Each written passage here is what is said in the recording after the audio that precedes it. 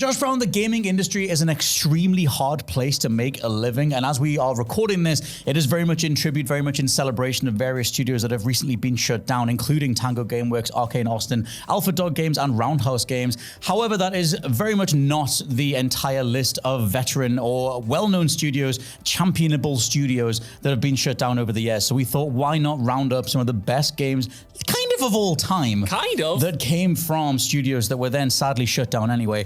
Massive shout out to the various people putting video games together of all different budget types, and just pour one out for all the people who have been able to put these titles out and the many memories that came alongside them. I'm Scott. I'm Josh. And these are 20 phenomenal video games from closed studios. Number 20, Dead Space 2 Visceral Games. Now, Scott, we are starting with a big hitter here because Visceral Games, in terms of cancelled studios anyway, or shut down studios, might be like my favorite and one that I still get sour about today because these guys, even before they were called Visceral Games, were in charge of so many great titles over the years, so many titles that were cutting edge. And I know we're going to get into more of those in a broader sense in a second, but I want to single out Dead Space 2 because Dead Space 2, honestly, a decade or so on, is still maybe my favorite modern survival horror game. Pretty damn good. Compare it to Resi 4, which I love, Resi 2, which I love, the modern, like the old Silent Hill games or whatever it is. Dead Space 2, to me, is still the perfect blend of horror and action. It is the Aliens to Dead Space 1's Alien in the way it ups the ante without losing what made that franchise just so damn good. I think as a spectacle, it's still fantastic, even if you're playing it on backwards compatibility to this day. It feels like it's a game that has the most money poured into it as you can possibly imagine. Like, it is opulent in every sense of the word. It is silky smooth. It is scary. The narrative is great. Dead Space 2, honestly, maybe my game of that generation. I know I'm just throwing it out right now, and I will probably regret saying it, but right now, I can't think of many that beat it. It is spectacular. The thing is with Visceral Games, if you go back and look at the rest of their catalog, shout out to Future Cop LAPD. I love that thing on PS1. Dude. Shout out to James Bond Everything or Nothing, arguably the best James Bond game, and I get it, all the GoldenEye fans, etc. Nightfire, Agent Under Fire is also in that conversation, but Everything or Nothing was phenomenal. Also, Lord of the Rings, Return of the King, and Lord of the Rings, The Third Age, a phenomenal turn-based RPG that very much a cult classic, retrospectively. Visceral Games, so good, they made the one turn-based game that I like. I spent my entire life trying to get him to play anything turn-based. Turns out he had before, but he didn't mention it. But it's just that damn good. Also, they made the Godfather game and a whole ton more. Sadly, Visceral was shut down by EA with a ridiculously stupid amount of production publisher oversight stuff where they did Dead Space 3, shell of its former self, shell of what it could have been, and the Dead Space franchise. We managed to get a win with the remake of Dead Space 1, but like everything that Josh said, Dead Space 2 was very much the apex of that initial run and still a phenomenal game today. Number 19, Spider-Man Web of Shadows by Shabba Games. Josh Brown, have you heard of Matt Hoffman's BMX? Oh, do not do this to me. Matt Hoffman's Pro BMX rules. Oh, see, it's a celebration. It's a celebration. It's a celebration. I'm not going to go into my feelings of Matt Hoffman's BMX, but you know what? If you were a BMX guy when you were growing up, that was the game for you. I, unfortunately, Scott, was a skating kid, so I was no. It was the rivalry bigger than Xbox versus PlayStation. It was bigger than Manchester United versus Liverpool. You know, this was the big thing in my life growing up. That was the big rivalry, and I was always on the skateboarding side. I was massively a skater kid too. However, this was a debate between Matt Hoffman and Dave Mirra, if we're going to go down the BMX route. I just wanted to shout out Matt Hoffman's Pro BMX, that game that was in the wake of Tony Hawk's Pro Skater, and we'll get to Tony Hawk's in good time. But Shabba Games also made Wakeboarding Unleashed featuring Sean Murray, which I just want to shout out for the 5 people who played that in the audience. However, the main game that we're shouting out is Spider-Man Web of Shadows, maybe the most overlooked Spidey game of all time, with a really cool web zip mechanic, the idea of comboing together these various ranged attacks and taking out dudes by keeping in the air the entire time.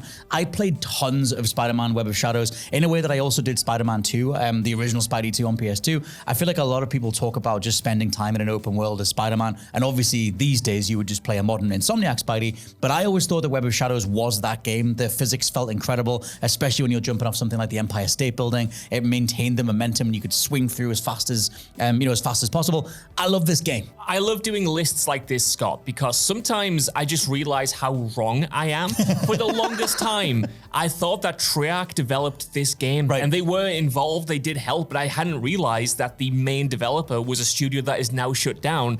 So now, you know, it just shines a light on a studio like this that I think, you know, is very illuminating to people even who comment on the industry like we do. But yeah, Web of Shadows in particular, I think, kind of completes the trifecta of iconic Spider-Man games from that era, which to me, you know, comprise of Spider-Man 2, comprise of Ultimate Spider-Man, and comprise of Web of Shadows. But that is definitely the most overlooked and underplayed one, even though it has had a lovely sort of not revisionist history, retroactive set of praise, if that makes any sense. You know, as the years go on, time is kind to Web of Shadows, and for good reason. I just wish it was more accessible, because I own the other Spider-Man games that I once got, but it would cost me about £70 to buy Web of Shadows if I want it for a console, which is a shame, because it's another just, I think, kick in the teeth when you have these shuttered studios who made great games that you also can't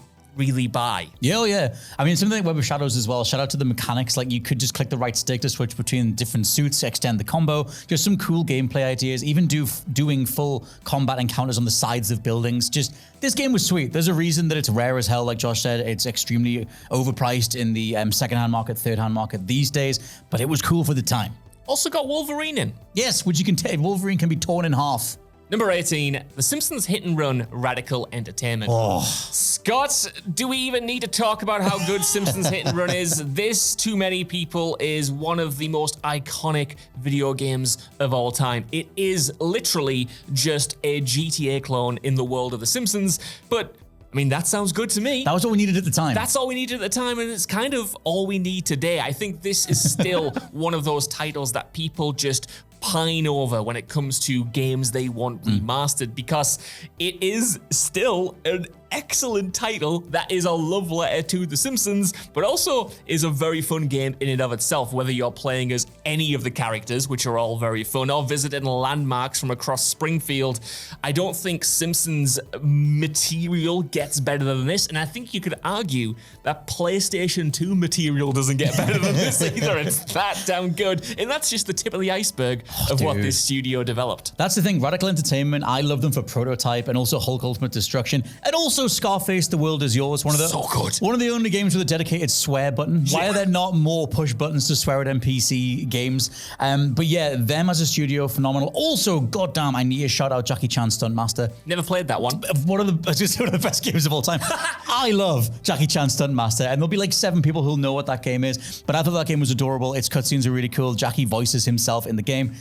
Just a really good third-person action brawler with really cool moves where you can bounce off the walls and kick dudes. I had a lot of fun with it. But Radical Entertainment overall were subsumed into Activision, like many studios were, and so technically, legally, there's still a Radical Entertainment going, but they're nowhere near, the team that they used to be. They're very much a shell of their former selves. Checking out the Wikipedia write-up for them lists that when they were subsumed, they had a team size of only 6 people. So it's they struggled to get by in terms of maintaining the level of cadence that they used to have. However, something like The Simpsons Hit and Run, and for me, something like Prototype, shout out to Prototype 1, with just phenomenal traversal mechanics. Back when the open world genre was a lot more varied, I would say. It was a good old time. When it comes to pure mayhem, I still don't think maybe anything has beaten at least that first Prototype. The amount of carnage you can cause in that game, especially as the narrative progresses and things get more and more hectic and there's more and more enemies to completely tool on. That game it was a little bit rough even at the time, but I thought that franchise had huge potential. Every single time I see the bundle of Prototype 1 and Prototype 2 on sale, I think maybe now's the time, because sometimes, Scott, you just want to camouflage yourself as an old lady, grab someone off the street, run up a skyscraper, and throw them off. Yeah. Sometimes gaming doesn't get better than that. No, I don't think it ever did. And also, if you get bored of that, you can just throw a helicopter at someone. So it's a nice old time. Number 17, Hi-Fi Rush, Tango Gameworks. Obviously one of the most recent shutdowns, one of the ones that was the most shocking industry-wide, considering Tango Gameworks were beloved within the industry, but also won various awards, including BAFTAs. ridiculous. As we record this, we don't know the full scale or full scope of just how much Microsoft are going to be affecting Xbox's studios. So hopefully people get by okay in the long run. But Tango Gameworks were made up of Shinji Mikami initially, one of the key figures behind something like Resident Evil 4, and various other team members as well. But Tango Gameworks produced Evil Within 1 and 2, Ghostwire Tokyo, and Hi-Fi Rush, like I mentioned, one of the most gorgeously animated games of all time. I really enjoyed my time with Hi-Fi Rush. I was looking forward to seeing what they would do with the concept going forward. I wanted a heavy metal version at some point. And reporting so far mentions that Tango were pitching a Hi-Fi Rush sequel, but sadly that was what actually led to them being shut down, because internally ZeniMax/Microsoft wouldn't or couldn't, whatever you want to say, afford the additional staff to make a sequel come together. However, Tango Gameworks overall, Evil Within is pretty damn good. It's pretty damn good, isn't it? And honestly, before we move on to that, Hi-Fi Rush, even if you didn't necessarily click with it, I think it was just a great game to have in the industry at that time. It sort of initially seemed to signal that we were going to get these more diverse and experimental games from these big publishers that were known for, you know, one franchise or another. And I just kind of hope that even though the studio has been shut down, that ethos manages to remain in some form across the gaming industry at large. But yes, we cannot finish this entry without talking about the Evil Within franchise, which is one of my favorite horrors. Like, that sadly won't get a sequel.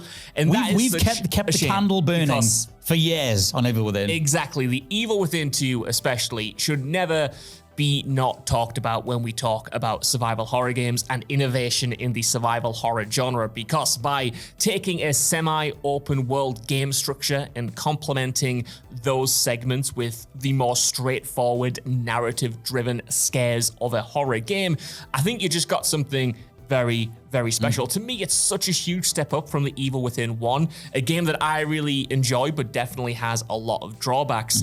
And I just don't know why more games haven't ripped off the Evil Within 2, because its ideas are amazing. Its open world is exciting and surprising and full of so many secrets. Even its storytelling and imagery, man, is so cool and is so unique and is so memorable that it's a shame we will never get the Evil Within 3. The thing is, with Evil Within, to just touch a little bit more specifically on the storytelling or the general concept, the framing of it, the idea of this machine that joins consciousnesses together is a really cool idea in general, but the things that they do with that, whether it's Yavik in the original game or that weird photographer serial killer dude in Evil Within 2, sharing a mind with a serial killer and then being able to do art direction based around different fragments of their thoughts and imagery and everything else, it's just a really cool setup for a horror game in general. And it's like, either, well, we're probably never going to get that again with Evil Within unless someone else buys up the IP. But in general, that just feels like an untapped thing the Evil Within itself and Tango themselves could have done a lot more with. Is there any better one-line elevator pitch than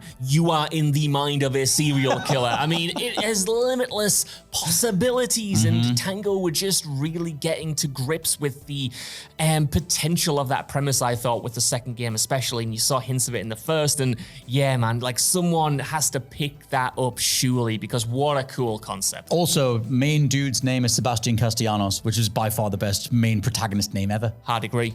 Number 16, Need for Speed Underground 2. EA Black Box. Oh, God. Scott, I am a lapsed Need for Speed fan, but the PS2 is kind of defined by that era of Need for Speed for me. And Black Box, as we'll get into, made a bunch of other memorable games as well, some more iconic sports titles. But for me, I think of the early to mid 2000s. I think of Need for Speed Underground. I think of a Nissan Skyline with neon lights underneath it. I think what a time. Of watching Fast and Furious 2 and talking about 60-second cars. And I'm taken right back to my childhood, and I think a lot of people to this day are still pining for a return to the Underground series especially, and the caliber and the sort of, impact that sub-series had on gaming as a whole and kind of had on pop culture as a whole. Yeah, well, the thing is, like, that's when they did Need for Speed Unbound, that's what, like, I really fell in love with that game because it was a bit of a tip of the nod to that original run. But that original run is untouched. Like, that original, everyone getting used to the acceleration mechanics in Underground. I remember just sitting with a bunch of friends trying to do those drift races as fast as possible, drag races as fast as possible.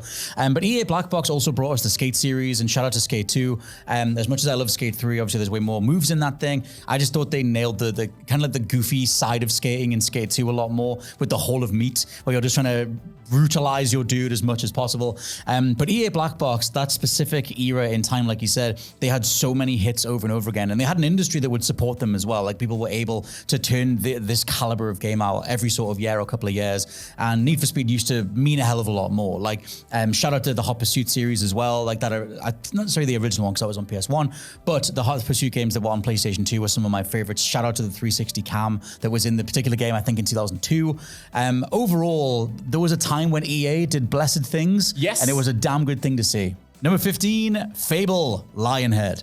I kind of just threw this in as a general Fable 1, 2, bits of 3, but not really kind of thing. And also just a shout out to Peter Molyneux. Obviously the dude has become known as one of the biggest shysters of all time. But at the same time, there was a time when he was believed, when he was able to put his inventive thoughts to good use. And I get that Fable overall was inadvertently became one of the most mismarketed games of all time. However, depending on how close you were to the various bits of marketing and the various promises that Molyneux was putting out, there was still a set of phenomenal RPGs there. In particular, Fable 2, at least for me.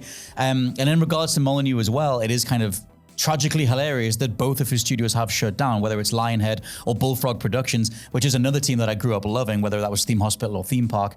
And they also did Populous and Dungeon Keeper as well. So it's a bit of a shout out to Peter Molyneux back when that dude was able to put things out that people cared about, way before the 22 Cans era, way before Goddess, before he was Public Enemy #1. There was a bit of a nice little era where he was turning stuff over.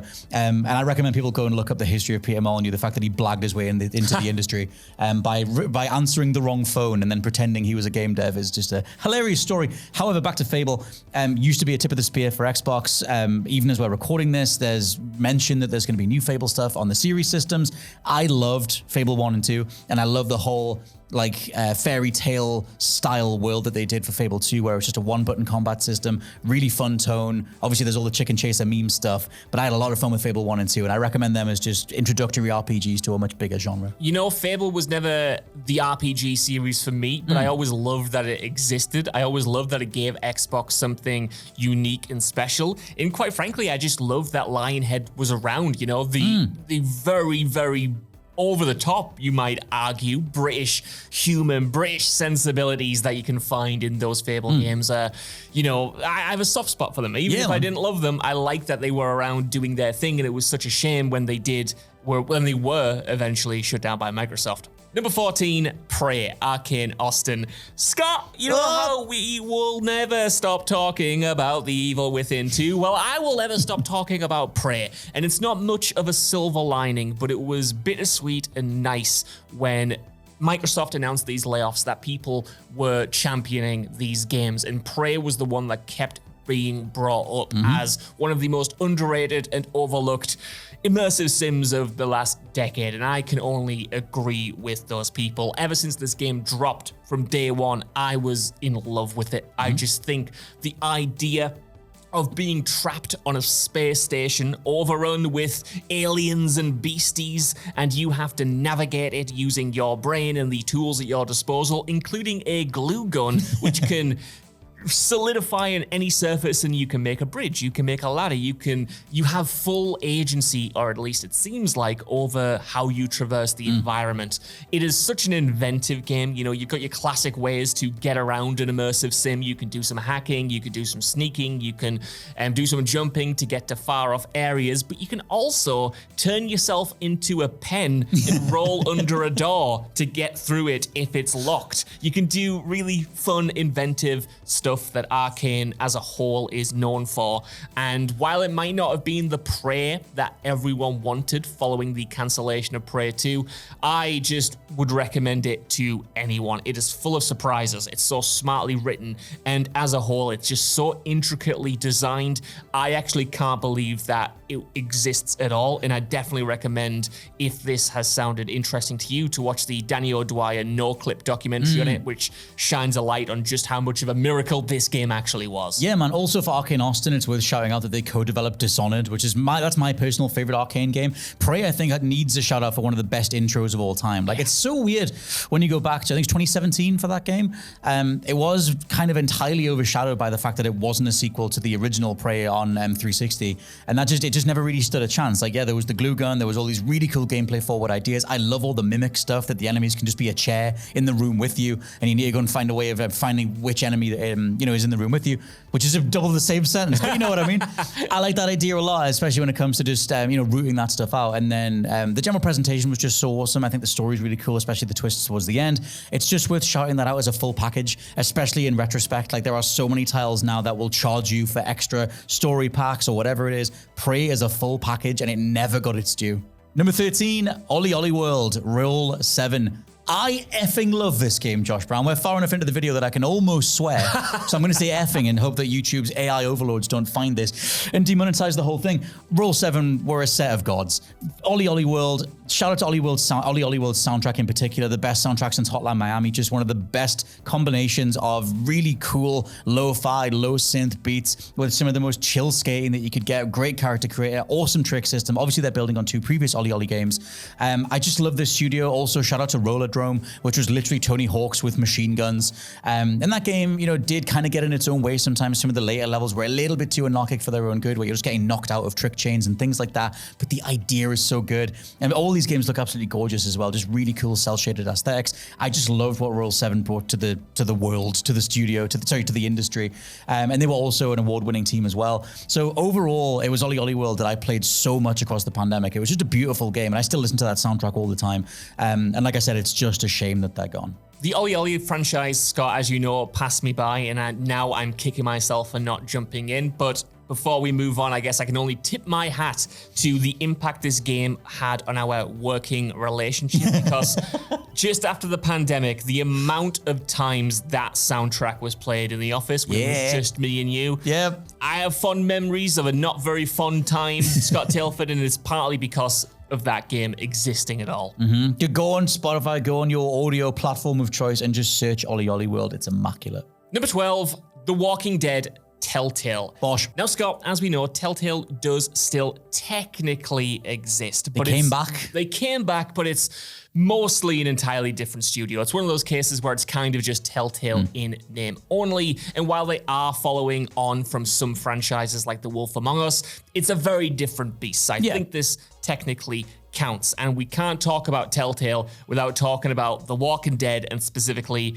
the first season of that game series, because that came out of nowhere essentially, and not only redefined Telltale as a brand, but kind of redefined narrative games in general. Despite having a comic book art style, as it actually was an adaptation of the comic books themselves rather than the TV show of the same name, it had so much emotion to it. It had so much humanity to it. It was full of pathos, and the relationship between Lee and Clementine sort of hit just before we were oversaturated with that father-adopted daughter dynamic.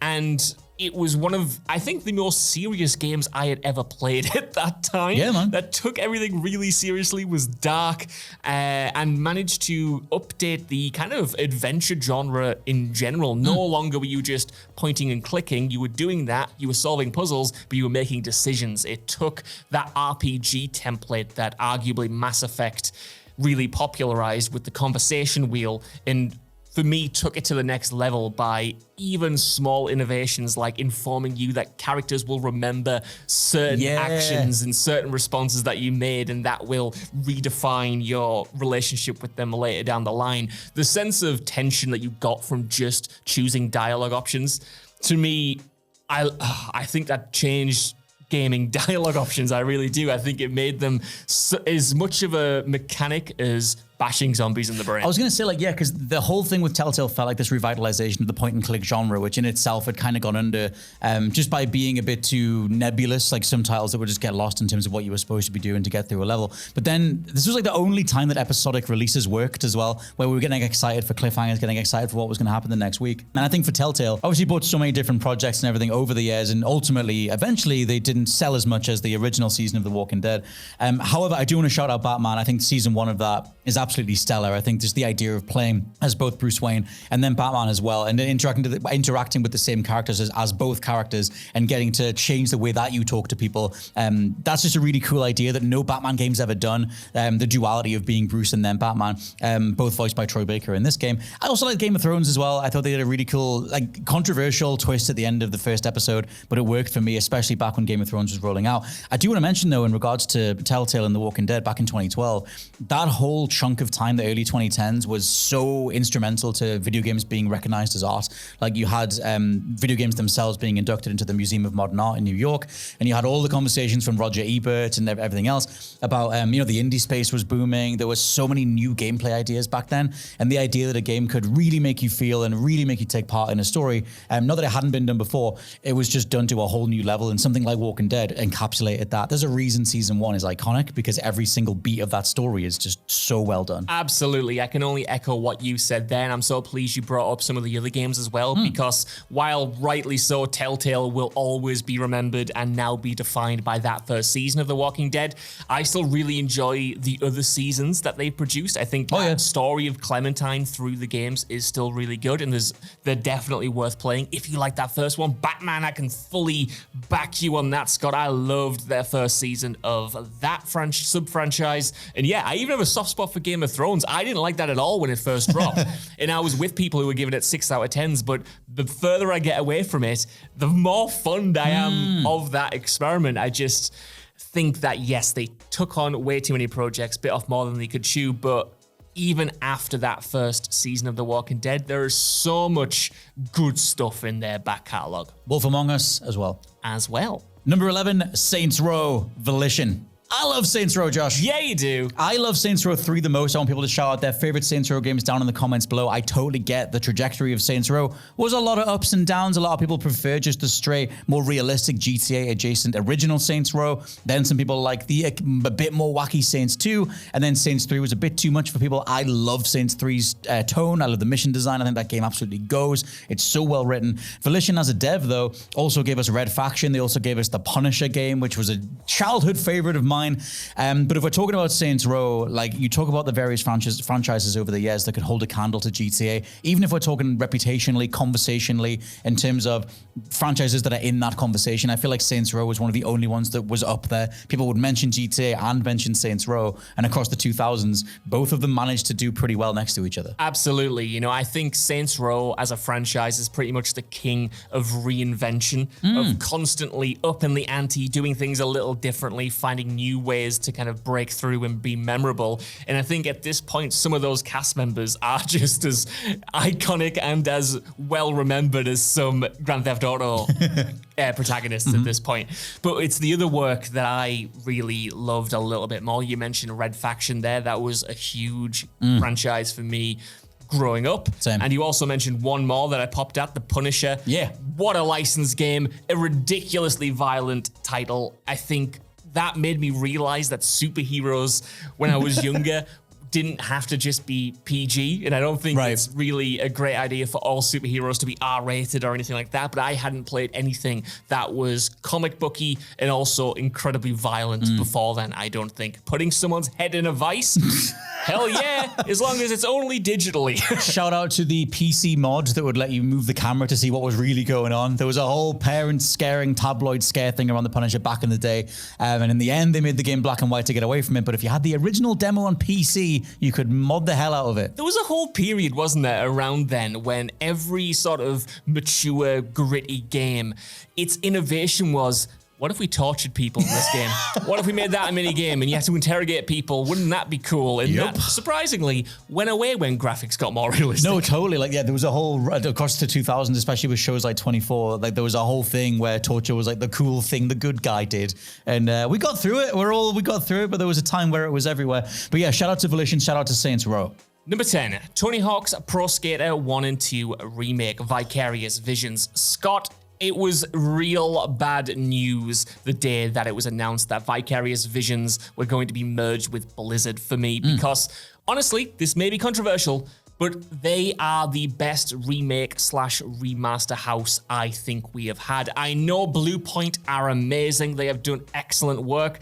But for me, between the Crash Insane trilogy and the Tony Hawk's Pro Skater 1 and 2 remakes, I don't know if you get better than that from a developer who is dedicated to doing those sorts of projects. Tony Hawk's Pro Skater 1 and 2 over the pandemic sort of era gave me immense amounts of joy. And that's coming from someone whose favorite Pro Skater games are actually 3 and 4. I dabbled in 1 and 2 back in the day, but the fact that this game came around, 20 years later, it made me fall in love with them all over again. I just think that's impressive. I think the idea of taking mechanics introduced in sequels and implementing them in earlier games to, speed things up, make the mechanics that more solid, I suppose, and even better than you remember them being. I think that was a genius tweak without losing what made those games special, the updated levels, the soundtrack, the character customization and board customization. It kind of had everything, I think, and I am so gutted that it was recently revealed that the remakes of 3 and 4 were also cancelled, because I would have loved Vicarious Visions to go all the way. Do 3 and 4, do Underground 1 or 2, and you know what? If you're feeling cheeky, maybe do American Wasteland as well. Of course, this wouldn't be possible without the core experience being there from the great work that Neversoft did, which we may get to later on this list, but I don't think that detracts on Vicarious Visions putting in excellent work for that project. No, man, like the whole thing of, like you said, taking mechanics from further on in a franchise and putting them back into older titles, that should be the gold standard. Like, I feel like that's something that whenever we think about older games or you think about original installments in a series, your brain will probably put the mechanics in there anyway and assume it moves as fast as the sequels got to or whatever it is. The Tony Hawk's Pro Skater remakes absolutely nail the feeling you have of playing it in your brain or playing it in your mind, or the memory that you have of it that you had going in. I just can't shout out those enough. I feel like they were such robust packages, and the Crash trilogy was super solid as well. I remember it being you and Jules' game of the year. Oh, I loved in 2017. It. I goblin moded that game, Scott. Like, getting the platinum trophy on that was maybe the most kind of just filthy I've ever been, and I wouldn't change it for the world. Had a crust layer. Oh, don't talk about it. I'm getting right back in that house. Oh. Number 9, Full Spectrum Warrior Pandemic. Now, this is a studio where you could easily shout out the Battlefront games, Star Wars Battlefront games. You could easily shout out the Saboteur. I would also shout out Mercenaries, especially Mercenaries 2. However, I also just wanted to shout out Full Spectrum Warrior, just a really, really cool strategy-based game that itself was based on real military training simulation hardware or software back in the day. If you didn't play Full Spectrum Warrior, it's literally a case of planting your soldiers in specific places, trading fire, playing the angles game, working your way through environments in as realistic way as possible. You get one move wrong and you'll be taken out by some person that you didn't scout ahead enough for. It reminds me a lot of that Operation Dragon, Flashpoint Dragon Rising. Yeah. There was like a little window in the middle of the 2000s where it was just sort of, what if every game was brutally hard? What if military games just killed you on the spot? And as much as Full Spectrum Warrior was extremely tough, I still found it to be extremely rewarding at the time. And there's not really been anything else like it. Thankfully, it's on backwards compatibility. If you're on Xbox, you can go pick it up now. But obviously, it's probably going to be the other titles that'll get more people talking, like the likes of Battlefront and Mercenaries. Obviously, the Battlefront games were recently remastered, but not by Pandemic, as they've sadly been shut down. But like I said, the Mercenaries games also brilliant. Like, they dropped at a time when studios were experimenting with what the open world genre could be, just how many different gameplay systems could be in there, and the idea of just dynamically jacking a helicopter so you could then take it into a compound and take out some target and just complete the level in whichever way you wanted. I love that stuff. The Mercenary series was sweet. I can't overemphasize enough the Vice-like grip, the Punisher-esque Vice-like grip that Mercenaries had on my playground in school. We would talk and swap stories about Mercenaries 2 in particular so much. We all just thought that idea of being able to call in a tank and, save up enough credits to get this weaponry parachuted into you wherever you were on the map was just the coolest thing in the entire world. The focus on just wanton destruction in that franchise, but especially that second game. I have fond memories of it, and I remember it being the swan song for my original Xbox, Scott Tilford, so I'll never forget it. It was the final game I played on the original Xbox before I had to get rid of it. That's ludicrous that was an original Xbox game. I know, right? When you think about that game, well, obviously we'll have footage over it when we're talking about it. I feel like that thing had explosions going off, physics models going off. You could do whatever you want in terms of picking things up with different helicopters and swinging shipping crates cheats into cars to take out different characters. It feels like today that would struggle to work, even though we're like almost 20 years later. At the time, just massive shout out again to Pandemic for pulling that thing off. Number 8, Bloodborne, Japan Studio. How do you mean? How you got this in here, Josh? Scott Tilford, I know this is going to raise many eyebrows and we're going to have a bunch of questions in the comment section, so I need to get ahead of this. Of course, Bloodborne is from Software's baby, right? Yes. They were the lead developers. They fundamentally are instrumental to that game existing.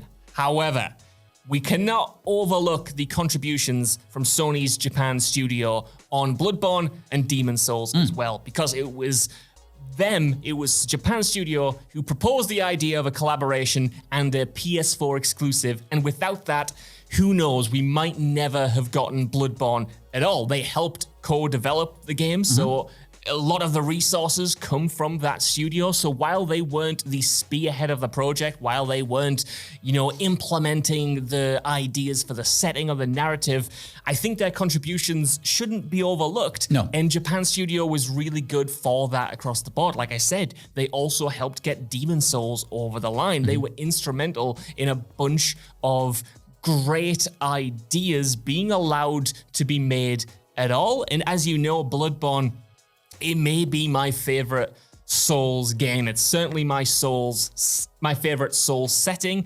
And I remember getting a PlayStation 4 and just looking forward to that so much. Yes. Immediately coming off the back of playing Dark Souls 1 for the first time, jumping into Bloodborne and thinking they have something special here. And I just hope that Sony does something with that IP, because they've since obviously shut Japan Studio down, hence them being on this list. And I always thought maybe they could eventually fully develop their own Bloodborne 2 if they were given the reins of it. Maybe Blue Point will finally do that in the future. But yeah, I just wanted to throw them on here because it sucked when they were shut down, and they have their fingers in so many great games over the years. I was going to say 2 words, Ape Escape. My childhood, the whole idea of the whole double analog stick control scheme for Ape Escape blew my mind, that you got a dinghy and there were 2 little, what do you call them, paddles? Paddles. That were on an analog stick each, and it was brilliant. Just doing this for years. I absolutely loved it. There's obviously a ton of games that Japan Studio either contributed to or fundamentally developed themselves, and they were a huge loss to Sony overall. Like, you go back across the last few years of Sony under the Jim Ryan era and Sony PlayStation moving their headquarters, I think, to San Francisco. Either way, they took them out of Japan. I feel like that the version of Sony that we grew up with felt like this Japanese giant, which is obviously Nintendo's general aura today. But Sony lost something when they shut down Japan Studio. And I wonder, going forward, at the time of recording, Hiroki Totoki is back in charge of Sony alongside a couple of other CEOs. And I just wonder, getting more Eastern figureheads back in there, if they'll make a bigger deal of getting PlayStation back into the East again. Because I cannot shout the praises of Japan Studio enough. There are so many titles. Like I said, Ape Escape, Loco Roco, whatever. Like, they had such a cool identity, and I miss it. Number 7, Okami, Clover Studio. Josh Brown, Okami is one of the most beautiful games ever made. It was a humongous deal back in like 2005, 2006, whenever we first saw it. Really cool, cel-shaded aesthetic. And when it got remastered, it's one of the most beautiful games you can play on the Switch. Super cool gameplay system. The idea of having this thing called the Celestial Brush, where you would change the time of day or make a little bomb with a fuse to detonate enemies. Just a really cool gameplay forward idea. I also want to shout out, when it comes to Clover Studio, God Hand. One of the most, I was going to say overlooked, I feel like cult classic beat 'em ups of all time, just a ludicrously over the top title. And also Beautiful Joe. I remember when Beautiful Joe first dropped, just the gaming press losing their minds over how stylish that game was. And I loved when it finally got a release on PlayStation. Initially it was on GameCube. And then you could play as Dante, and the whole twin pistol Dante thing was awesome. Just a really cool, innovative story studio, kind of like the Tango Gameworks of their day, where each individual game is so distinct, whether it be art style, gameplay wise, etc. But yeah, to this day, a lot of people are absolutely loving Okami, just how iconic Amaterasu became. The idea of playing as a wolf protagonist, it's not really been done. You play as a dog in a dog's life. Where are the other animal protagonists? Little Kitty, Big City. I need a lot more than what we have right now. Nintendo Wolves. Very good. Get it on. Make it happen. Please, Nintendo. $1 billion idea. Yes, Scott, like you said, all bona fide cult classics. To me, Okami especially was always the cool game of that era. Like, the coolest people you knew played Okami and had Okami t-shirts and would talk to you about that title so much, I kind of view it in the same lens as I do the Team Ico games as well. You know, like these cool, artsy, experimental games in an era where that wasn't necessarily the norm. I miss any reputable studio just putting enough money behind them that something like an Ico or a Last Guardian or Okami or whatever can permeate the mainstream where people can actually recognize it. That happens so few and far between these days. And God Hand, maybe the best title ever. Just punching a man into the sun. Love it. Number 6, TimeSplitters 2 Free Radical. Yes! Scott, I was thinking about this list last night in bed when I couldn't sleep. And I'm pretty sure that TimeSplitters 1 was actually my introduction to first-person shooters in general. Really? I can't remember playing one on the PlayStation 1, which was my first console. And TimeSplitters, I had no idea what to expect. It was a launch game for the PlayStation 2, and I remember getting it for Christmas. I hadn't asked for it. It just sort of turned up one day and changed my life. It just turned up one day. It really did. It was just like, you know, might as well. Yeah. It came down from the heavens in a basque of white light and changed my life because it introduced me to deathmatch. It introduced me to the idea of competitive multiplayer. It introduced me to the idea of map editing and its mix of timelines, its mix of game modes. It's still, I know we've used this word a lot, but iconic character designs. To me, it defines, again, that era of first-person shooters from my childhood. You know, I know a lot of people will point to Halo Combat Evolved. I didn't play Halo Combat Evolved back then. It was TimeSplitters. Where was he? Through and through, and that only got better with TimeSplitters 2. It's memorable, Scott, and people pine for a remake for good reason. Not only do we have the excellent story mode in that game, but we have just that absolutely anarchic approach to multiplayer mayhem, whether you're playing, you know, the regular deathmatch matches or you're playing Infected, which I could not get enough of back in the day, shooting zombies in that title. And I just think the amount of influences that are in it and the amount of homages to other genres just made it something special. Oh, you know, yeah. I loved when we were doing James Bond riffs. I loved when we were going full on horror and you had a double-barreled shotgun. It's just, what an identity and what a franchise. They need, retroactively, some sort of award for the cutscene animation in TimeSplitters 2 in particular. Even obviously Future Perfect would carry that on. But TimeSplitters 2, one of the best looking games of the, I was going to say again, of all time, but definitely of the era itself, considering it was only on the PlayStation 2. And Free Radical made up of various people that were part of Rare, who obviously gave us GoldenEye. It always felt like TimeSplitters just carried that DNA forward and did the next natural thing with it. Yeah, like you said, there's a certain feel to it that was just so anarchic and addictive. And TimeSplitters 2 was just such a massive deal for the time for PlayStation to get a really good, meaty first-person shooter. At time of recording, or across the last year or so, there apparently was a TimeSplitters reboot that was in the works. There was something else that was going to happen from Free Radical, but sadly they were shut down. I can only shout out the style of TimeSplitters in terms of the feel, that it is so distinct from something like a Call of Duty or a Killzone or whatever.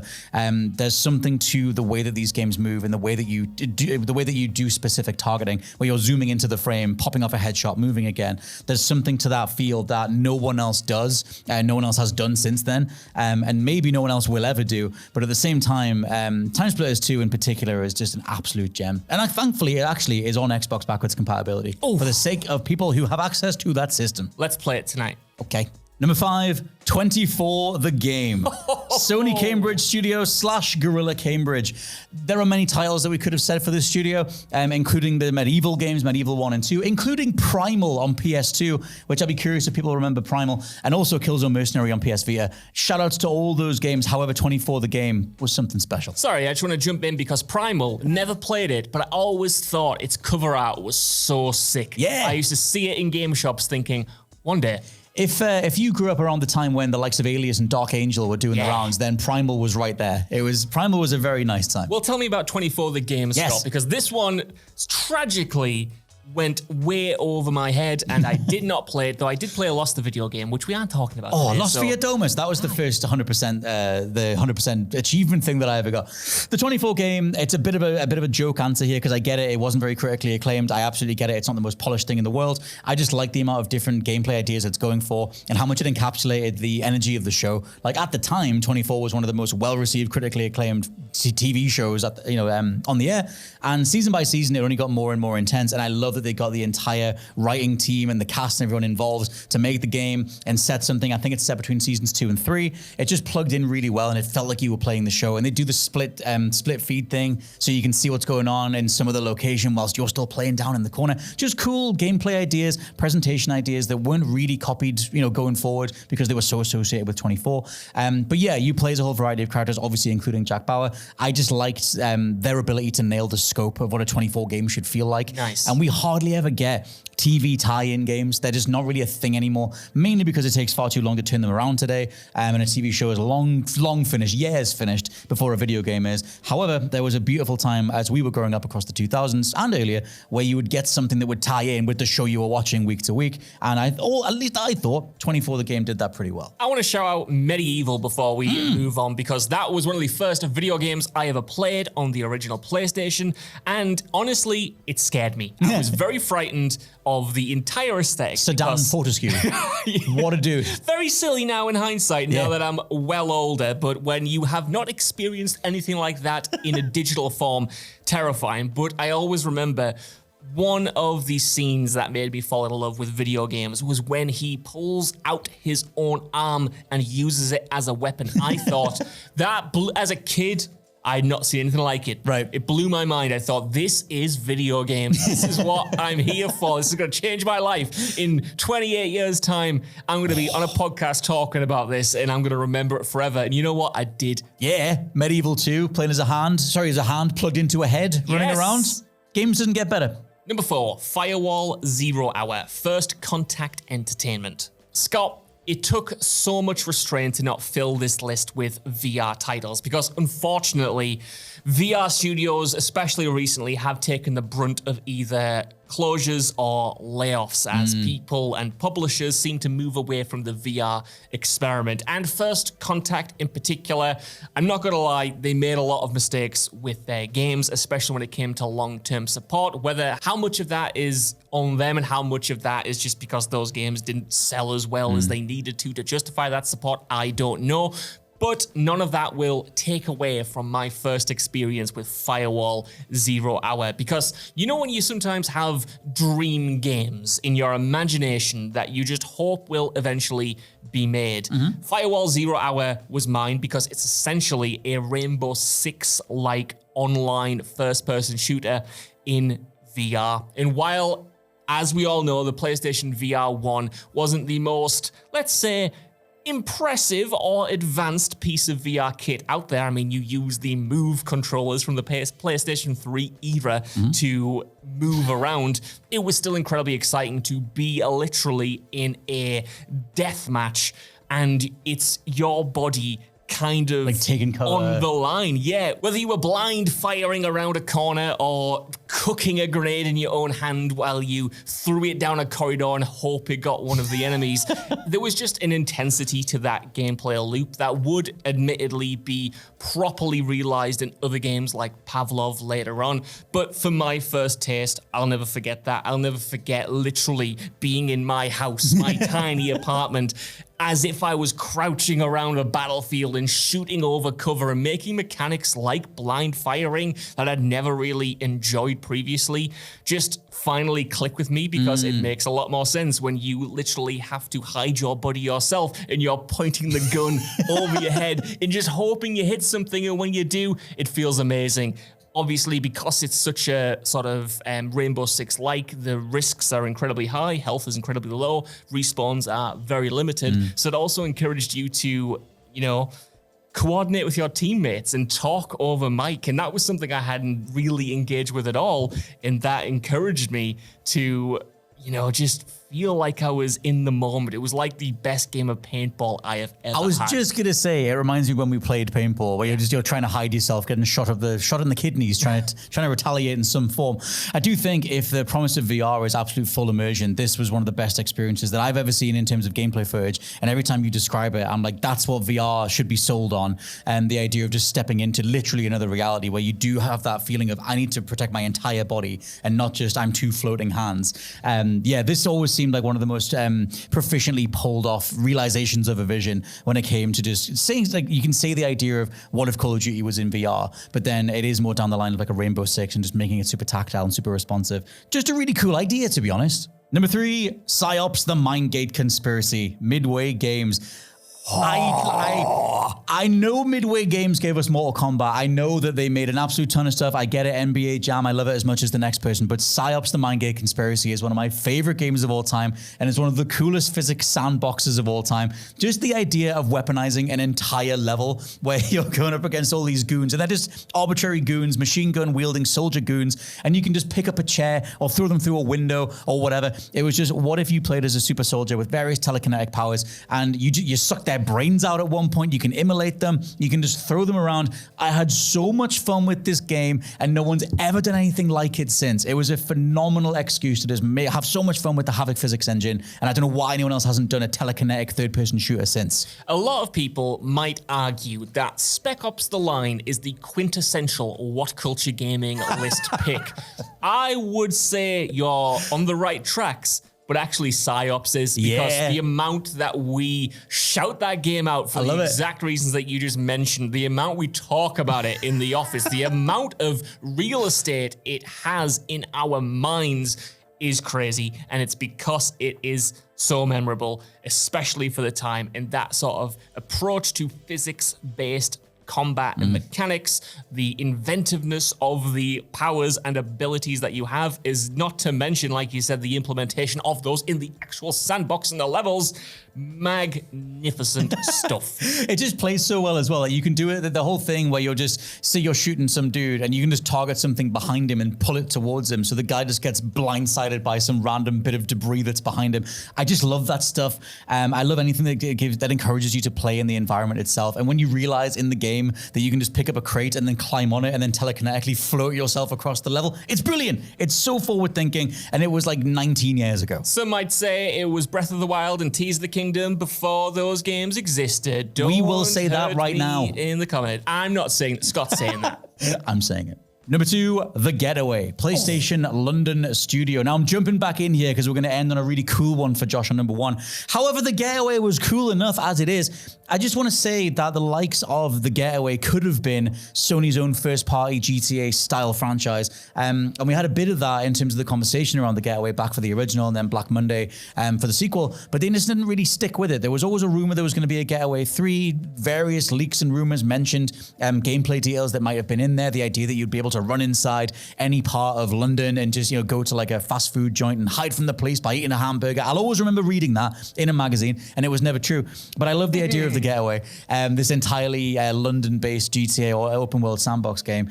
And just the story was awesome. Like, for the release time back in, I think it was like 2002, 2003, something that was so cinematic and so, at the time, well acted. It came across like it was very well acted. Very Guy Ritchie style, very Snatch style, but just something that was just so fully realized. I had an absolute blast with The Getaway. Sadly, it hasn't necessarily aged as well as your mind might think it has, because it has some very brutal checkpoints and some very brutal combat encounters. However, young me never cared, and whenever I have gone back to it on my Steam Deck, for example, I just love the way that they took so many reference photos of London and then brought the whole thing to life. I still love photogrammetry as an overall way of realizing a real world place, and I still think you could do a really killer version of The Getaway if Sony would ever dedicate the money to it. Absolutely, man. I can only echo what you said there, and this game popped me so much that I even interrupted your intro, Scott, so I'm so sorry for that. I do not mind. But The Getaway, like you said, that Guy Ritchie influence was huge for me back in the day, coming off, Lock, Stock or Snatch or whatever it was, and then going to play The Getaway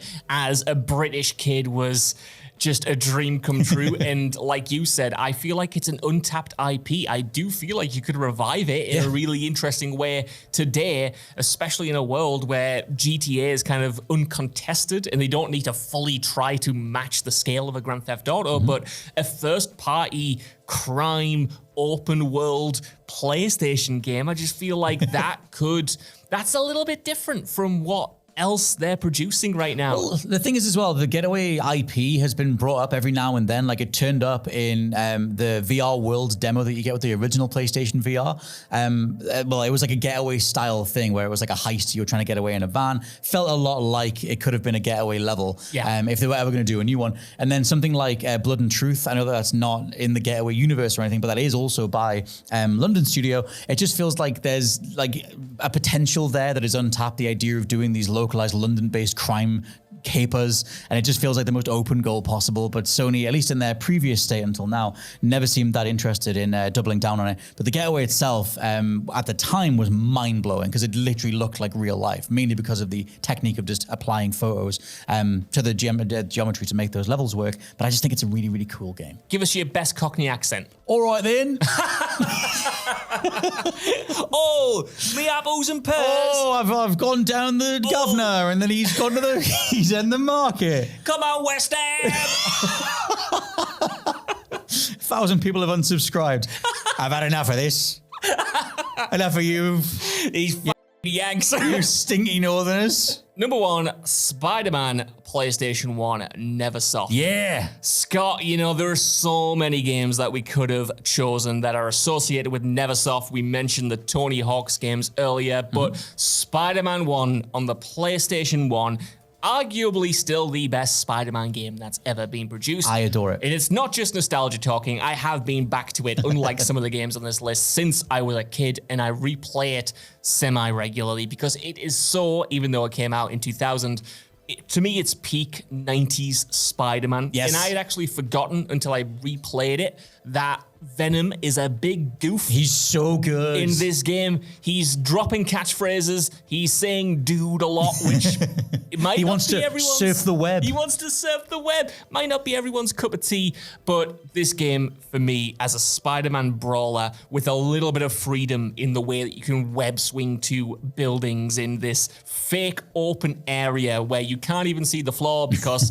they couldn't render the floor, so instead they've got a toxic gas that's spreading across Manhattan, and if you fall into it, you die. It was just, in terms of 3D Spider-Man, it delivered on its promise. The wall crawling, the web moves, the stealth, the cast of characters that you were going up against, whether it was Venom, whether it was Scorpion, whether you were talking to Black Cat or Daredevil. It was Punisher. Or the Punisher. It wasn't just a Spider-Man game. It was a proper Marvel loving. You had the narration from Stan Lee. You had the Fantastic Four building in there. You had the comic book covers literally obtainable in the game. And this was all on top of, at least for the time, an incredibly fun story. I think so, the yeah. symbiotes and eventually symbiote Doc Ock, who was the scariest MFer in the entire world when you were 6 years old. Yeah. I was 8 or 9 years old. That thing when he's chasing you down at the end and evil monster Ock is just going like, oh, die! And I'm like, oh, Jesus, good Lord. I'm just trying to survive here, lads. In an underwater laboratory, I think that was. Amazing. But also I want to shout out, you know, the mechanics were great.